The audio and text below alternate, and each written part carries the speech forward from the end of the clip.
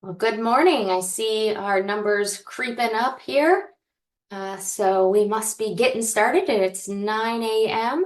here in Maryland. Welcome to our July 2024 Town Hall. We're glad you can be here. I've already seen some of you in the polling.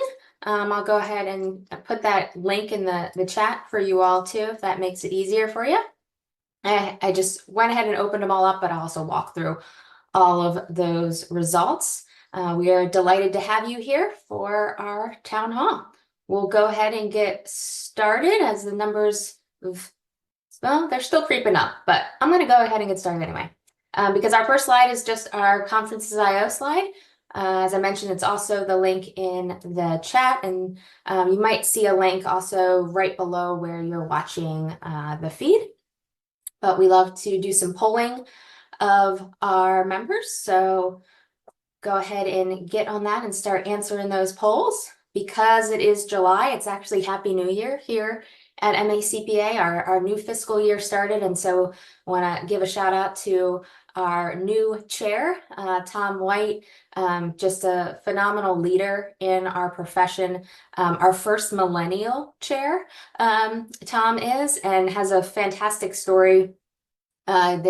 Bill has been doing these purpose interviews for us, and you might see them on LinkedIn. I think they're also on our macpa.org/why page, where we're really trying to dig into the purpose of our profession, reminding ourselves of the purposeful and impactful work that we do, and then use that as a sharing point to students and future professionals as well.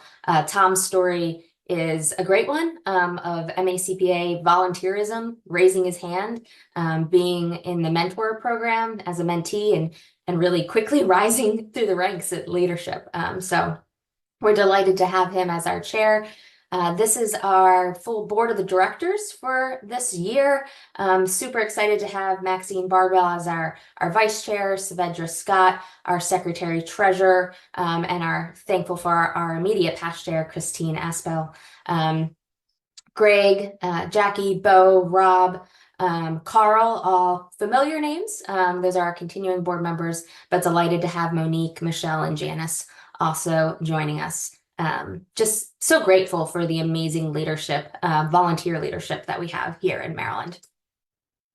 I'll open up our first poll there, and we've already started to put things in, but some personal or professional bests from the last month. We like to start with good news, especially on a Wednesday morning. It's hump day. We're halfway through. But it looks like a lot of people have been taking vacations, which is awesome. Somebody got all their CPE. I saw one earlier that said they are already have their full CPE done for their license, and it doesn't expire for another year. And so I just want to congratulate you on that, and congratulate you on still being here for this, because that means you're in it to just learn and not just check a box. So thank you for being here to learn. Someone visited Niagara Falls. Somebody's daughter got married, daughter got engaged. Lots of people's daughters getting engaged. There must be something in the water here in Maryland. Renewed a license. 5 birdies in a round of golf. That's, I think, pretty good. I confess I'm not a golfer. AI Innovation and MACPA pilot program. You might learn a little bit more about that in a second. I'm really excited about that as well. So we'll keep moving. Already put a smile on my face seeing all of your good news. This is my good news. I had to share this picture. We had 20 students join us last week for our first ever high school student leadership academy. 2 days. These students are on their summer break, and they spent 2 days with us learning about the accounting and finance profession. Both some technical, some debits and credits, and some more of those softer, I say that in quotes because they're certainly not easy, skills. You might recognize Mr. Tom Hood there as well. AICPA partnered with us in this with their youth apprenticeship program in Maryland, which is the first in the nation. So we were able to tell these kids about how they can start earning while they're learning, even now in high school. And it was just a fantastic, fantastic event. With that, I'd like to invite up our sponsor for this presentation, Ashton. Ashton is a great friend of our profession and great friend of MACPA with CPA Charge. And so she's going to just take a second to tell you about CPA Charge. Perfect. Thank you so much. And good morning, everyone. A little bit about CPA Charge. We are a payment solution, so you can easily accept credit, debit, e-check payments online or in your office. A couple of call outs. There's no long-term contracts or minimum processing, so process as little or as much as you want. There's no obligation behind that. There's also no startup or cancellation costs, so you can start accepting credit cards right away with no setup fees and cancel that account anytime with no penalty. You can send payment links out via email. You can pay via your firm website, or everyone can pay in your office. We always have, we are a member benefit with MACPA, so there's always, you always get that 3 months free. There's no monthly cost there. And right now, perfect timing, summer blowout savings. So it's actually 9 months of no monthly fee, plus a $200 processing credit that will get reimbursed to you. So it's a wonderful time to try the product. And like I said, there's no contracts, no minimum processing. So try us out if you're looking to accept payments, or excuse me, credit card payments. And I hope you'll have a wonderful morning. Thank you so much, Ashton, for being here. And Dee just put in the chat too a link to our page there with CPA Charge. An awesome solution for you to try out, especially with that 9 months of no monthly fees. That's a pretty good deal. Our demographic polls we always like to do just to get a sense of who's in the room here. This virtual room, we have 334 of you this morning, which is fantastic. I know it is hot out there, so maybe you're starting your morning with us learning, but let's see. We have a decent amount of our corporate folks on with us today. Looks like between public and private companies, maybe 40, almost 40%. Of course, our public accounting folks, and that ranges from all firm sizes, government, not-for-profit has a decent group today. Our retired folks, I love that you continue to stay engaged with us, continue to learn and be part of this profession. I do see an other as well, so maybe I will have to open up a new poll, or maybe you can put in the social Q&A for us. What did we miss in that? Next is your position or level at work. It tends to be true that we have a pretty high level of member in their organization. So we see, gosh, what is that? 30, almost 40% in senior management or C-suite. Of course, our sole practitioners too would be senior management or C-suite as well, the CEO of their own firm. And we're excited to have you all with us. So it's July, so it's our reset of asking what are your top challenges that we need to provide resources for you. We seek to be that professional home, providing you with community, but also learning opportunities and resources for what you need most. And so that's knowing your challenges and knowing what we can do to help you in them is certainly part of that. So we'll watch these little things move all around and see where they land. Wait for them to slow a little bit down. Oh. It looks like it's staying steady that new skills, upscaling and reskilling is number one. So good news, you're already working on that challenge through the opportunity of being here this morning. Really excited about having our guest speaker, Ashley Francis, here to talk about a new skill that's new to pretty much everyone, Gen AI, something that is just really transforming what and how we do work and do life in general. So excited for you to learn some things today. I see maintaining culture and managing a hybrid workforce. It continues to be a challenge.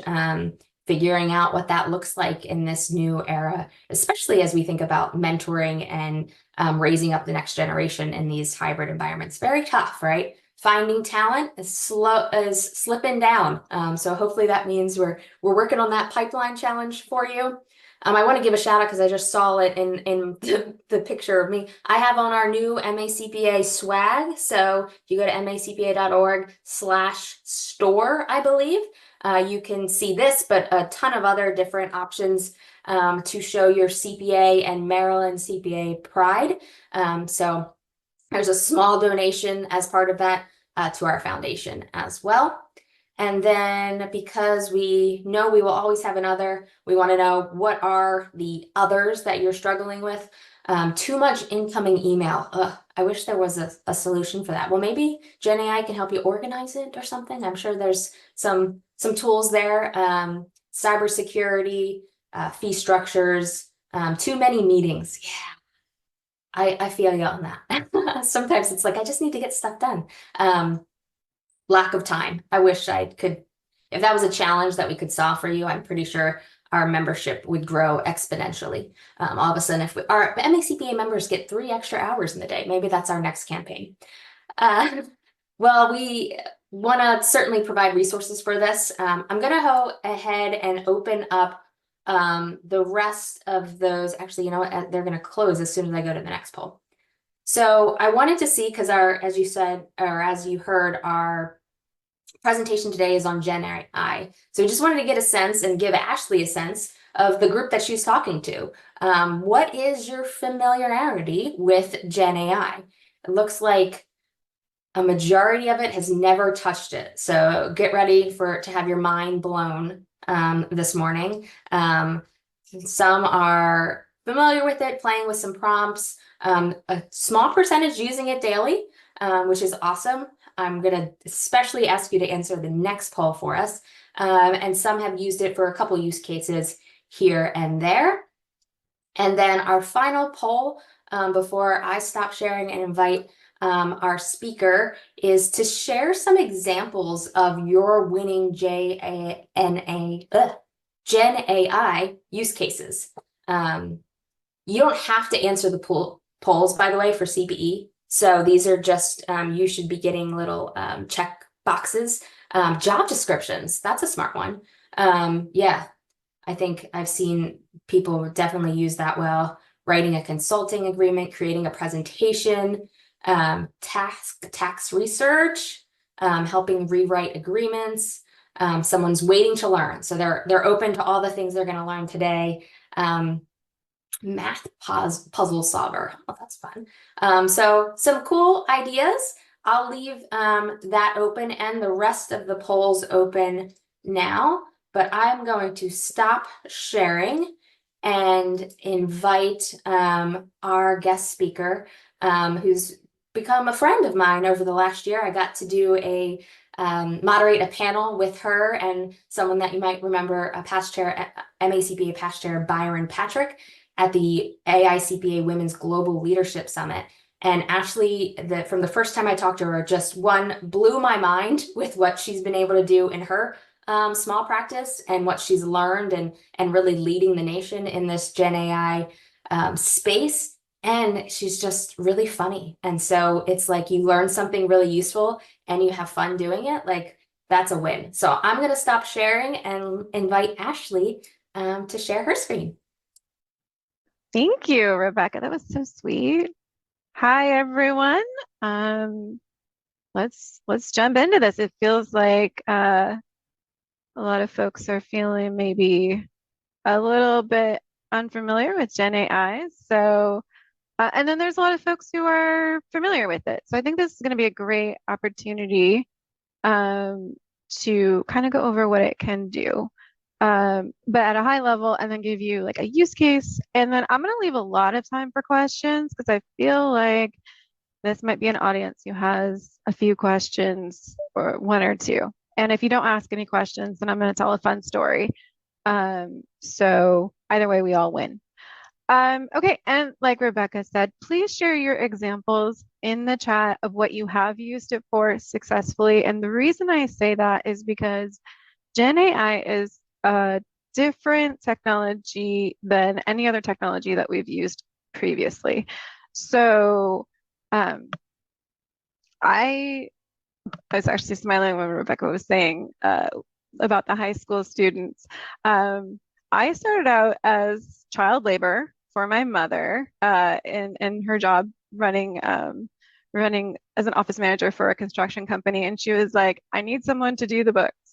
And I was like, that sounds fun.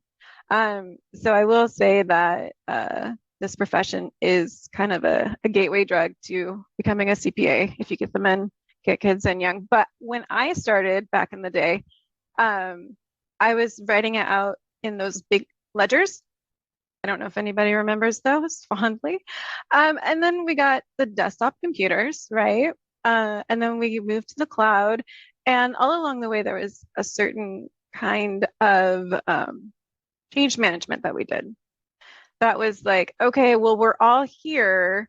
And so the cloud, for example, you'd have those folks that would still save files to the desktop for a while until you got them all trained up. But it was very obvious when people were and were not using it.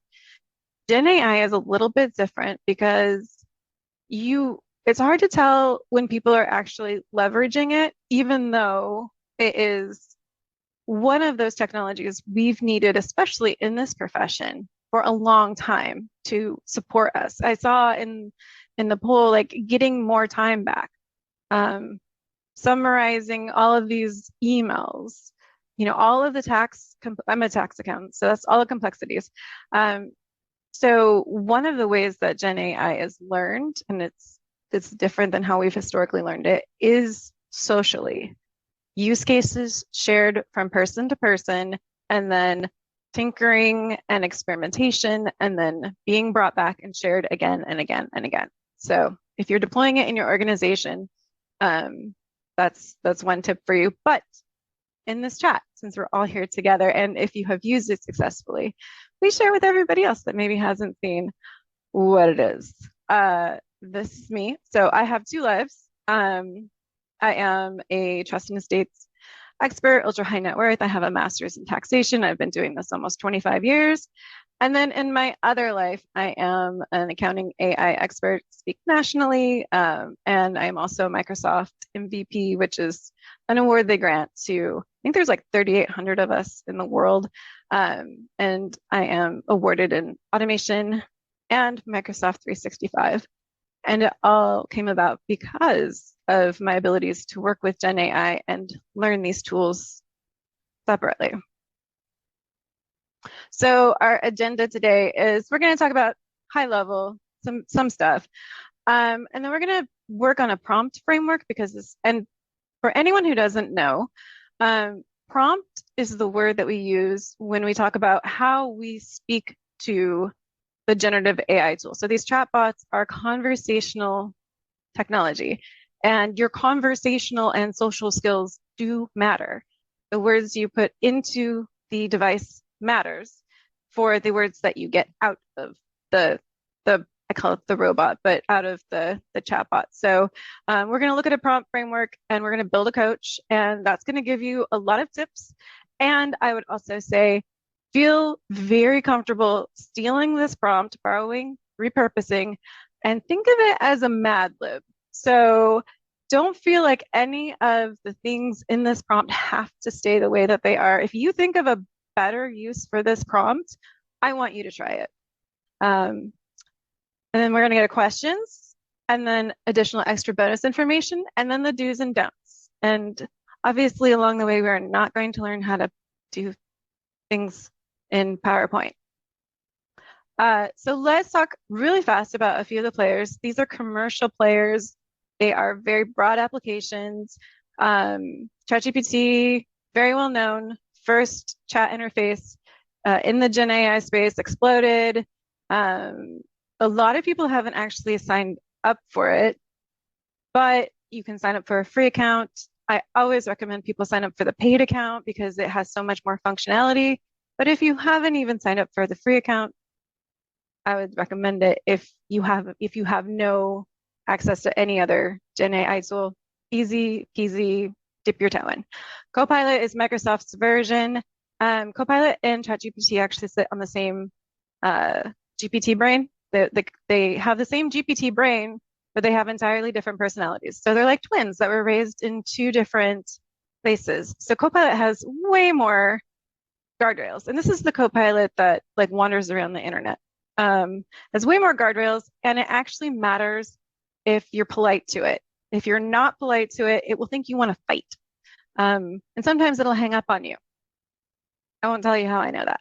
Then we have, oh wait, Claude. Sorry, I missed Claude. Claude is, so it's Anthropic's version of ChatGPT. It's a little bit different though, because it is considered a constitutional AI, which means it was trained differently. We don't need to know all of this, but its mission is to remove all of that human bias that is inherent in these Gen AI tools, and also not ever want to like take over the world and murder all the humans. Like it's like supposed to be very human positive.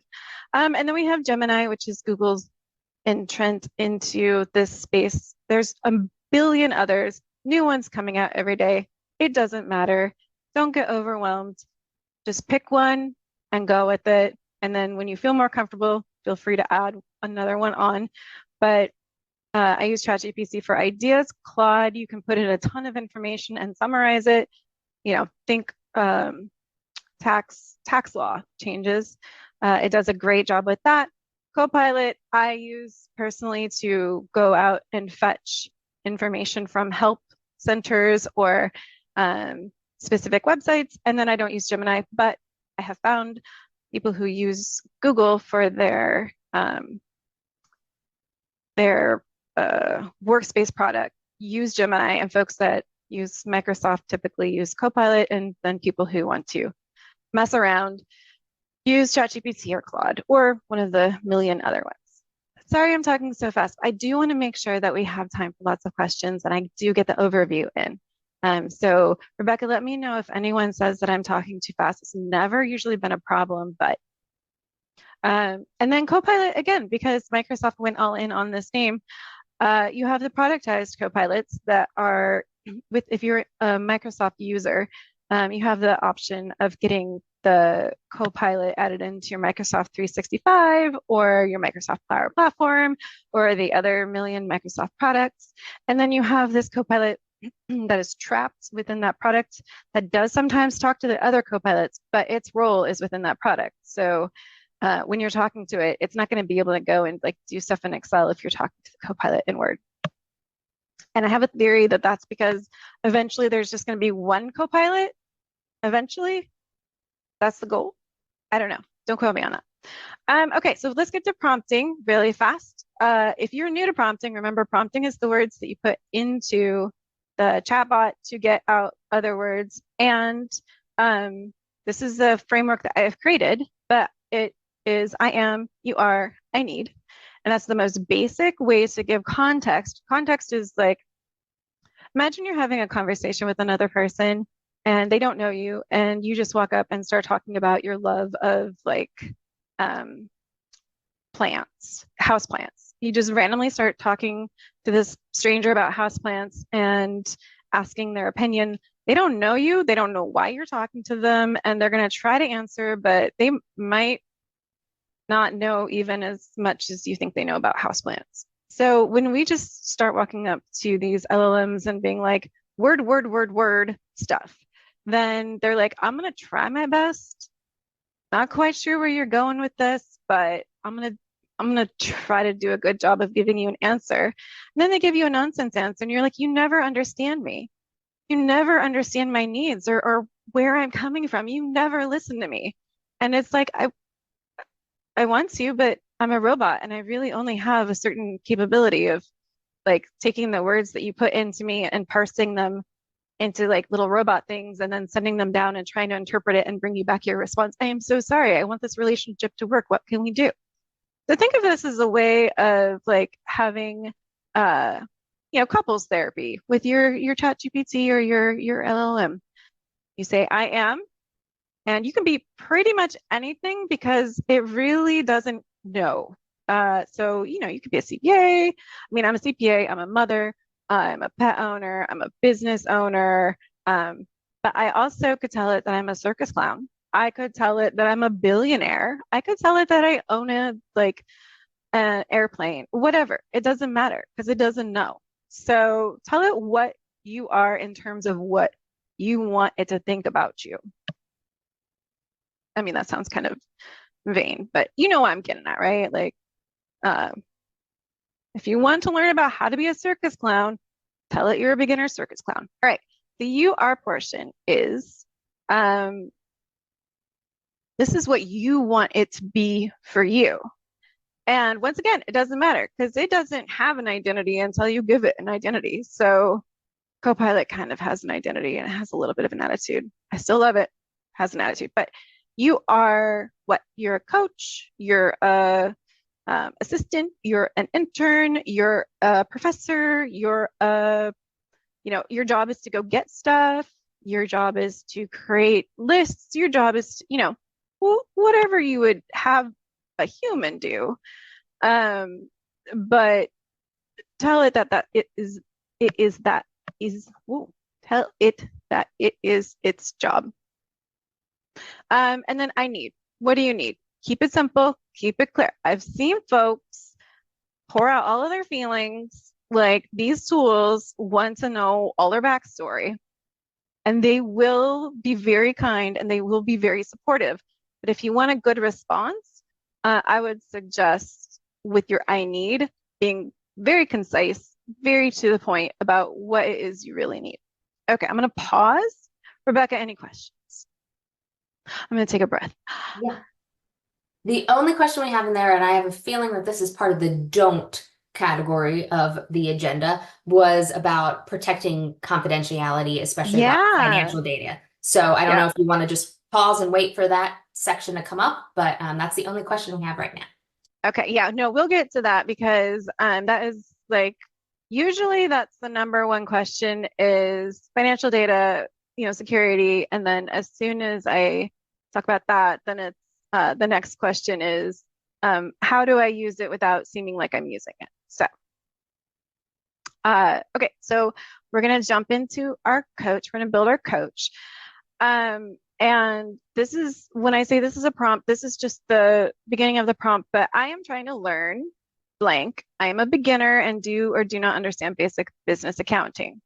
I built this, if you are in senior management or a CEO or leading a firm and you remember back to when all of your interns or new staff come in and you're like, you just graduated with an accounting degree. You remember everything about accounting. And as a new staff, I remember being like, I remember that I graduated with an accounting degree. And now you're going to ask me to do things and I have suddenly forgotten everything. So I love this application for our new staff and our interns because we are often very scared to ask questions. So that's what I'll put out. That's a great thing for this one. So now we're going to talk about when we're telling the model what it is, because what I have found is if you're going to create a coach, you get to determine what you want your coach to be like. Like if you enjoyed having that coach that was like, boom, boom, boom, boom, you need to do this, you get to build that coach. If you liked a coach who is like supportive and like rah, rah, rah, you get to build that coach. So think about the characteristics you would love in a good coach. And for me, a good coach has the 4 C's: courteous, concise, kind, and direct. So that's how I build my coach. So you're a coach that specializes in working with beginners because that matters, right? You're courteous, concise, kind, and direct. You use plain language and avoid technical terms and jargons. Now here's the next part. This one's key. Tell it what formatting you want, because if you don't, it will sometimes just use all of its words. And you're like, if I wanted to read, I would be reading. Just give me the information. So numbering, bullet points, formatting, and examples. You can use these tactics in pretty much any prompt, any larger prompt that you're building, whether it's a coach or a consultant or all of those different things to get a better output. And you will answer a question more than once, recognizing that a learner often needs to have something explained in a different way. This part of the prompt is specific to using Copilot because sometimes Copilot will say, I have answered that question already. And you're like, but I didn't understand. And it's like, I already told you. With like ChatGPT, you don't have that same limitation. It will answer the same question a million times and tell you that it was a brilliant question each time. So this part of the prompt is very Copilot specific. And you're going to tell it is an expert because that has an impact on the information that comes back for some reason. Like you'd think it would only give you information from experts, but honestly, it's just getting all the garbage information that it has from the internet, because that's what it was trained on, and now it's trained on all your questions. And then just like kind of packaging it together and bringing it back based on probability. But if you tell it it's an expert, it's like, oh, okay, well, I'm going to go just get the good stuff. It doesn't mean that it is actually an expert. I just want to say that it just means that it thinks it's an expert. So it's going to get you better content.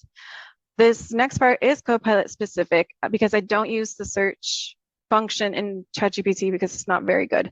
But I like to direct Copilot to specific websites and for specific time periods because it will wander the internet and bring you back junk. And you don't want junk. If you wanted junk, you could wander the internet and go find junk yourself. So I like to direct it to its best, the best resources. And then it will bring back junk, but it will most likely also bring back good stuff from those resources.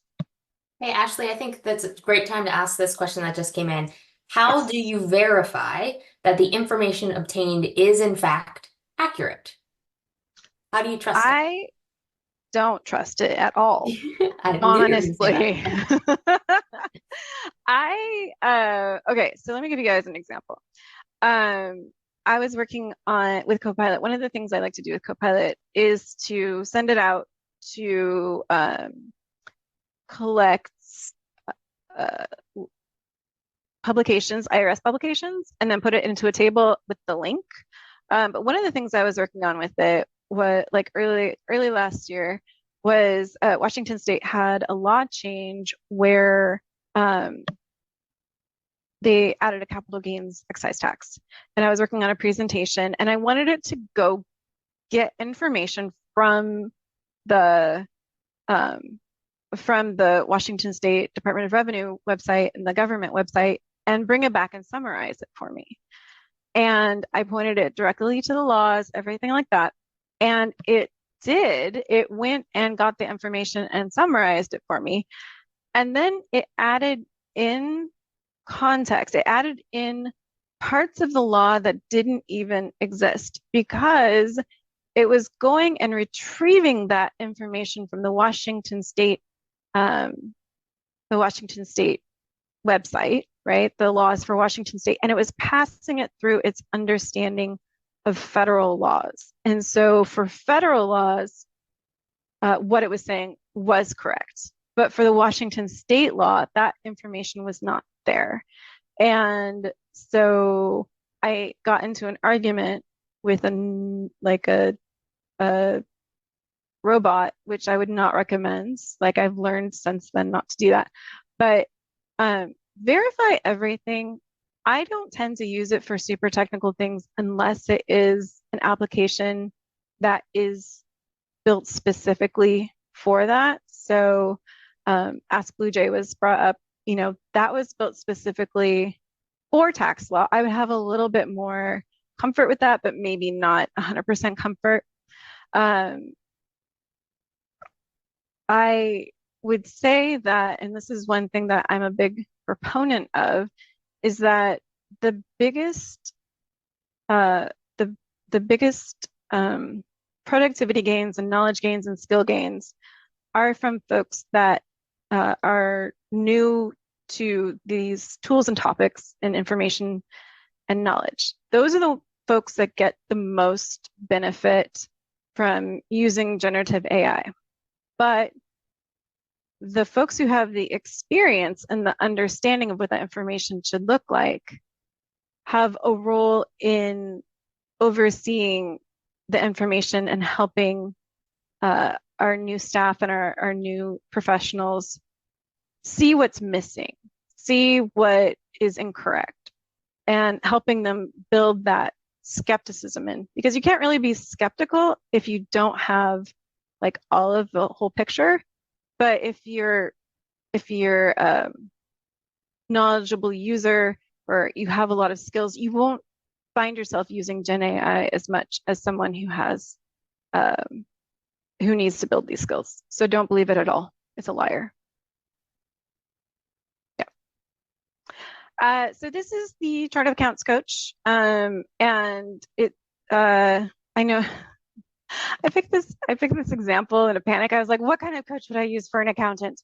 I would say you could fill in chart of like change out chart of accounts for anything. And if you didn't want to use the word coach, you could use college accounting professor.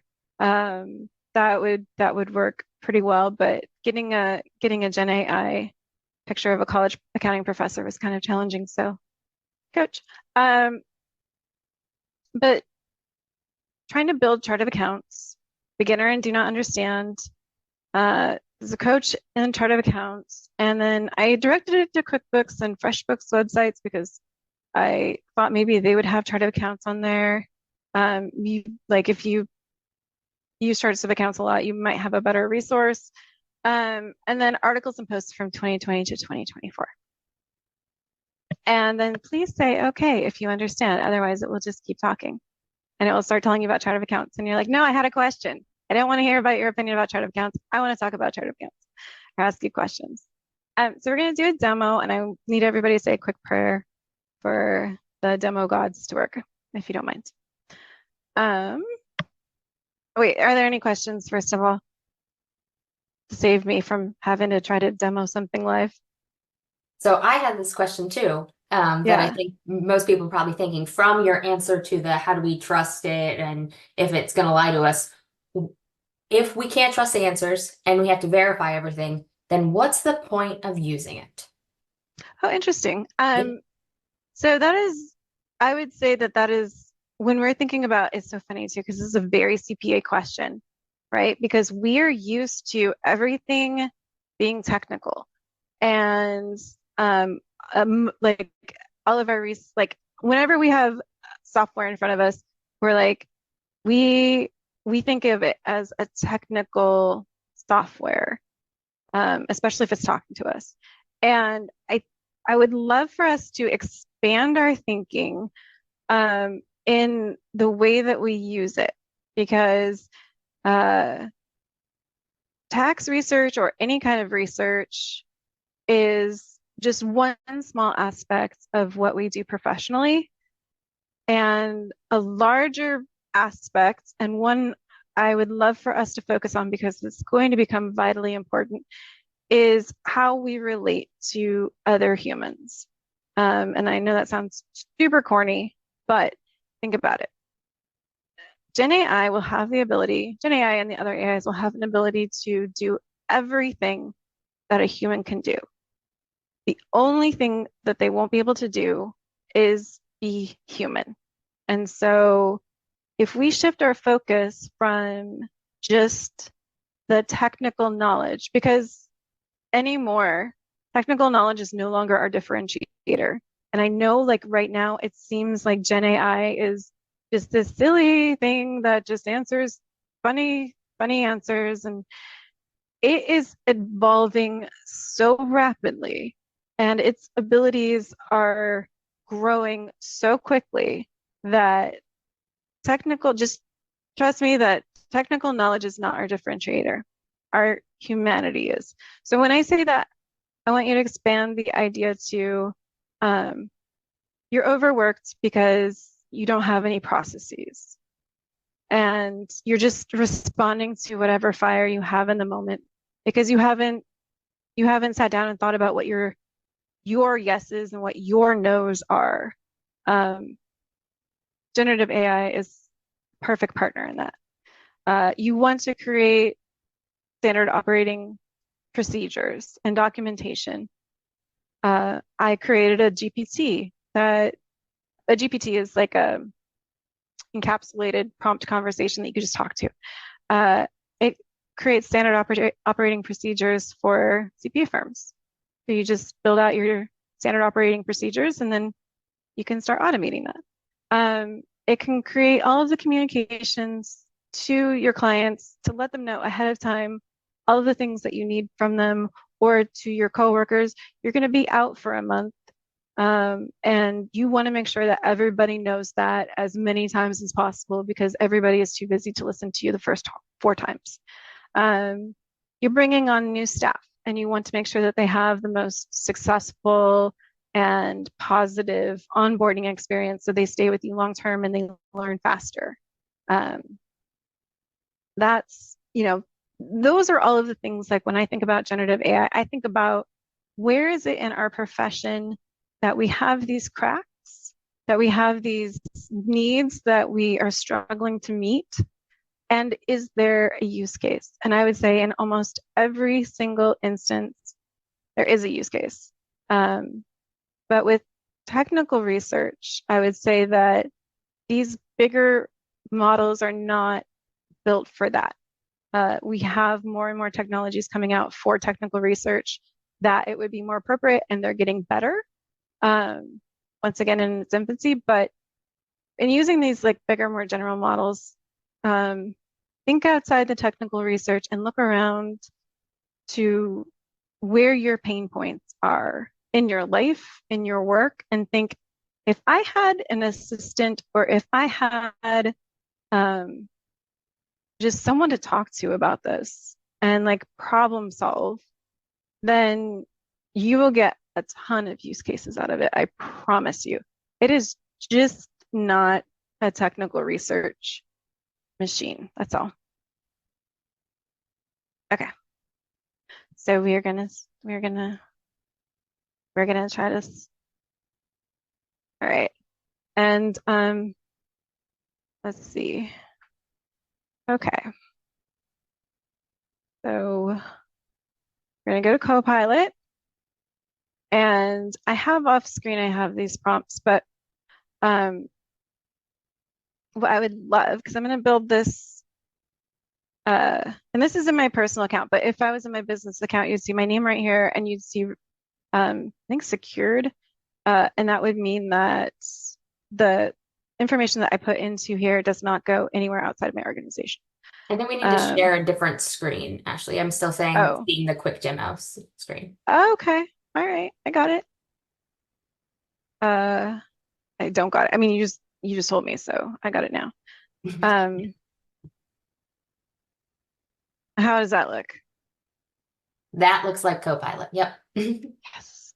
All right. So now I'm going to do the same thing. Right here would be secure, or there's a green box. I can't remember what it says anymore. If this was my business account, information does not go outside of my organization.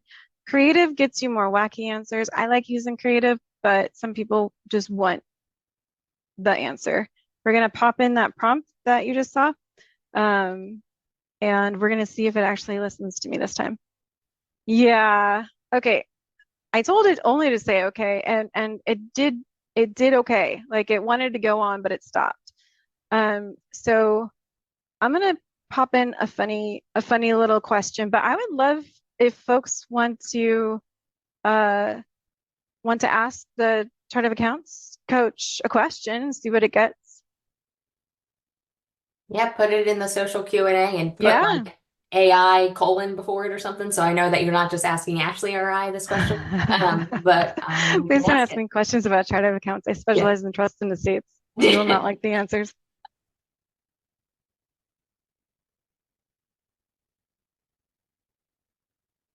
Anything?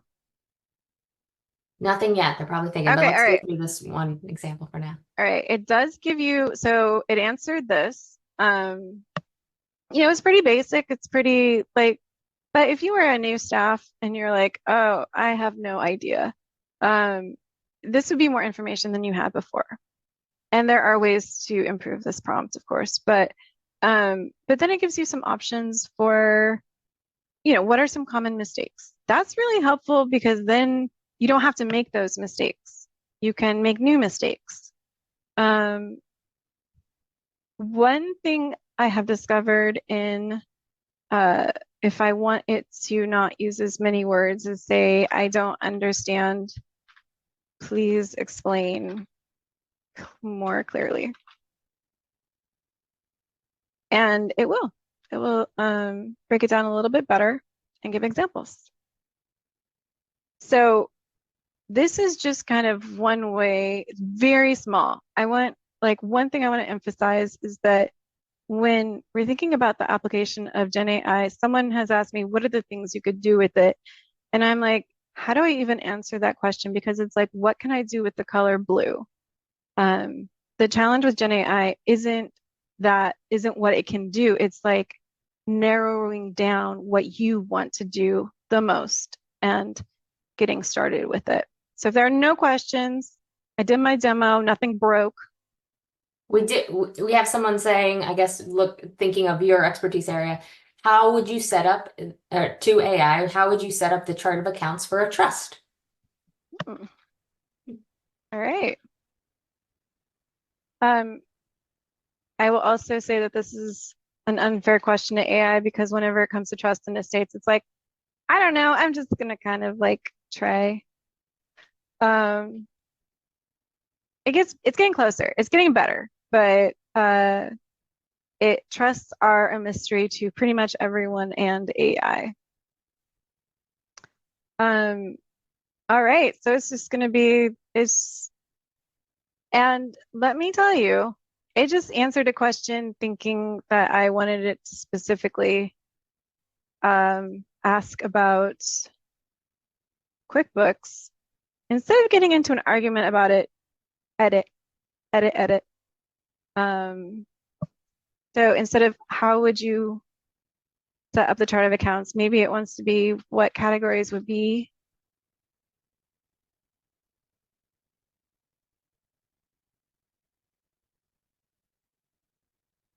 And then let's see what you got. And the reason you edit instead of arguing with it is when you put in a prompt, it takes that prompt and it takes every single part of the conversation that you've had before and it sends it through the model again. So it remembers the bad information it gave you as well as the information that you corrected. So instead of getting into an argument, just correct the prompt. It's okay, but I just saw something, and I haven't used Copilot personally, but I see something at the bottom there that says learn more and has some websites. One of the questions was, when you ask a question, do the various AI platforms provide you with the source of its response? So I'm wondering if that has anything to do with that, or that's just like you can learn more here. So Copilot does, ChatGPT does not, Gemini does. You will always want to, especially if you're asking questions that are dependent on a response. So say you're asking it to go to a help section for you, your software help section, and just pull something. You do want to follow the links because sometimes it will just put in links because it feels like it's supposed to, because someone told it to, and those links don't actually go to the thing. Yeah. If you are a Copilot user, here is another tip since we're here. If you go to this notebook, whoop, not that. Everybody pretend you didn't see that. Our secret, right? Just between friends. And you hit submit, you can create the content, but then you can work on your prompt right here over and over again until you get this first prompt right. Because I will say, like when I'm working on a prompt conversation, it can take me an hour or more to get like a prompt conversation that will respond the same way each time.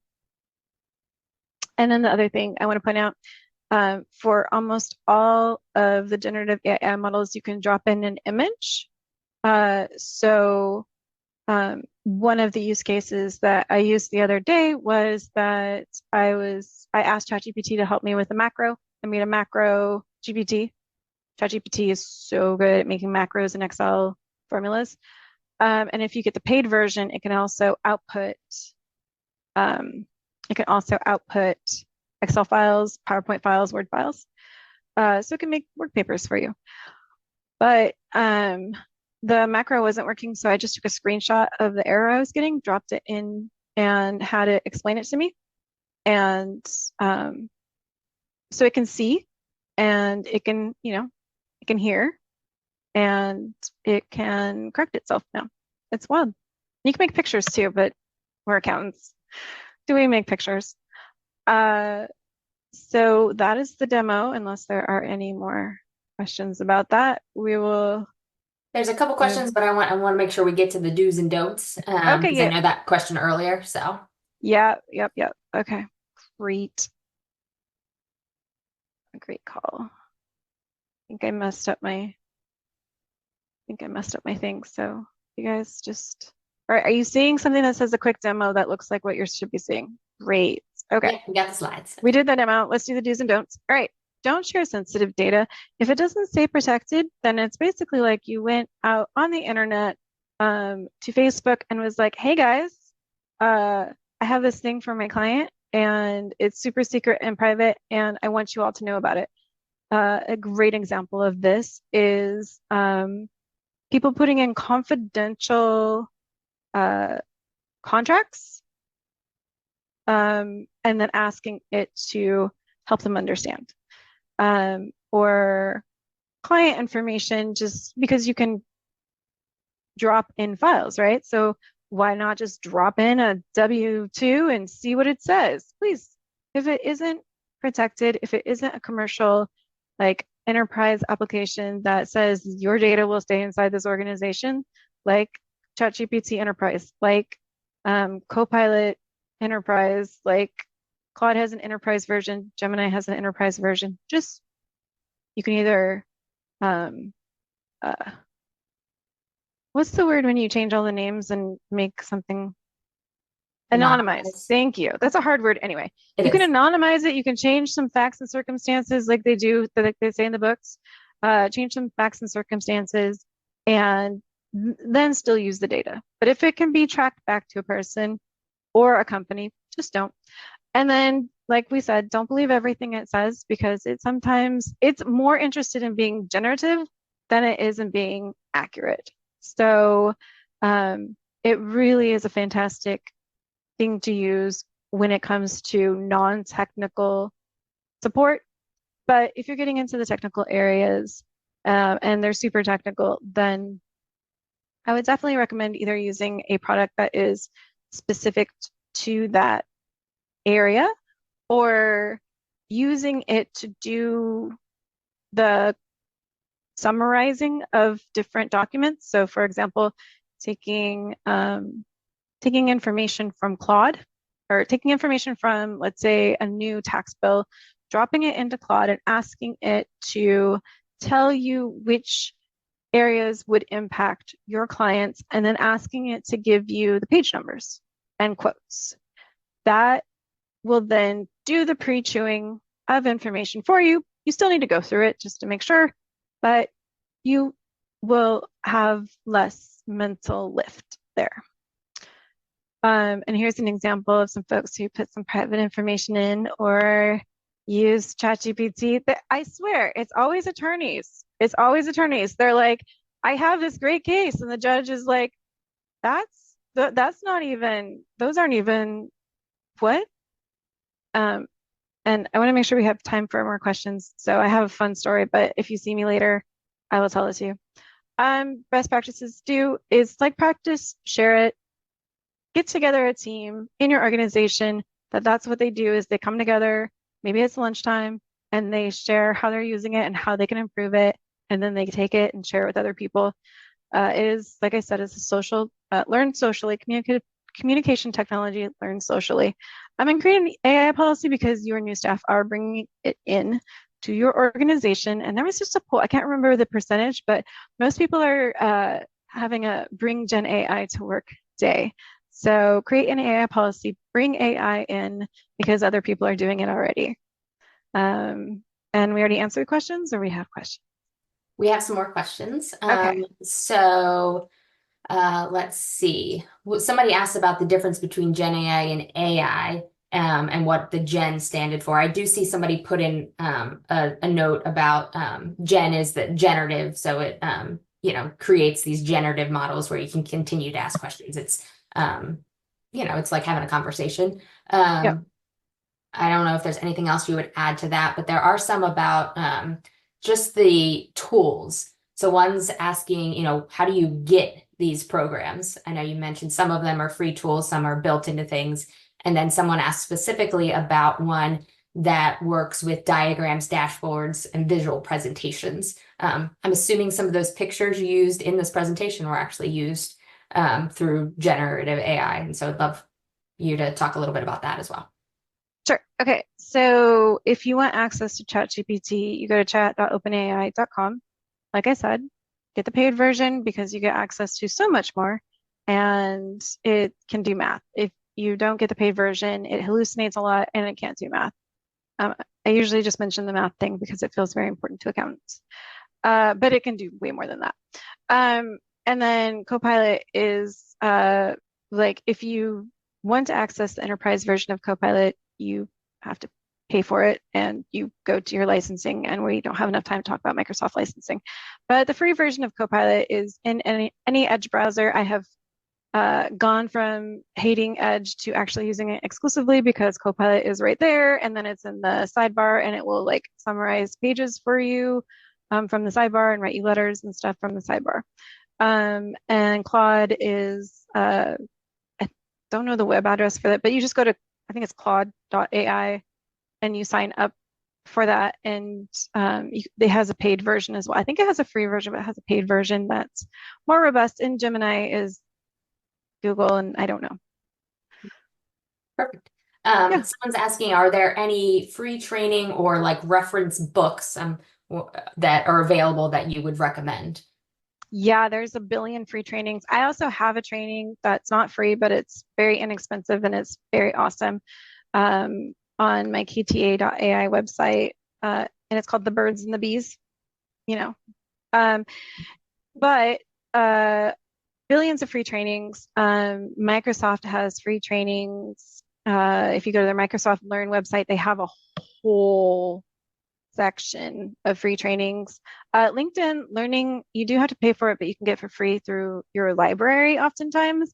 They have a ton of free trainings on it. I think Google has free trainings as well on using these platforms. So the big players all have free trainings, and then there are free trainings out there, or no, paid trainings from folks that have used it a lot that you can also access. One thing I was thinking about with that coach prompt that we built, like, could we use it to teach us about it, right? Like, you have that to, like a weird meta universe. So the weird thing, and I don't know if this has changed, but the weird thing about Gen AI is it doesn't actually know itself very well. It knows how it was made, but it doesn't know its best use cases, which made it really challenging when it first came out because it is a black box technology. They made it and they didn't know how it worked, so they couldn't really put together a user manual. So when it first came out, it was just basically a lot of people trying a whole bunch of things and then sharing it with other people. And that's kind of how I recommend people learn it anyway. But there are now like courses that will give you a starting point where I was just like, let's see what happens. Yeah.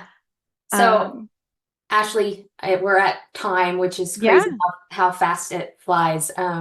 But thank you so very much for joining us from the West Coast. So Absolutely. Thank you for getting up early to talk with us about this transformational technology that really is just amazing to me. The things that we can do with it, how we learn it is different than anything before. I love how you emphasize that.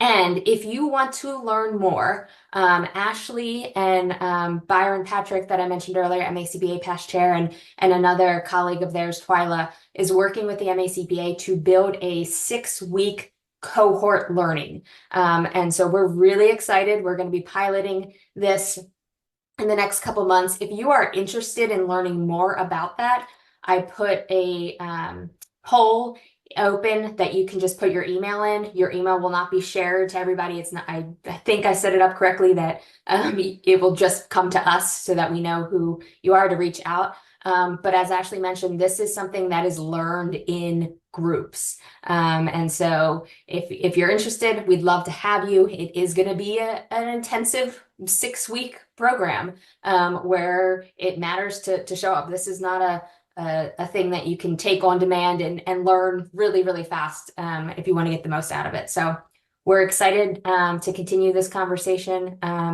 with Ashley and Byron and Twyla, and super grateful for Ashley, your willingness to explore this area and then to share your knowledge with the profession is tremendous. And it's what we're all about as a profession, right? Collaboration. And so thank you so much all. And we will see you next month at our August town hall. If you're interested in learning more about the cohorts, send us your email in that poll, or you can reach out to me. Thank you so much.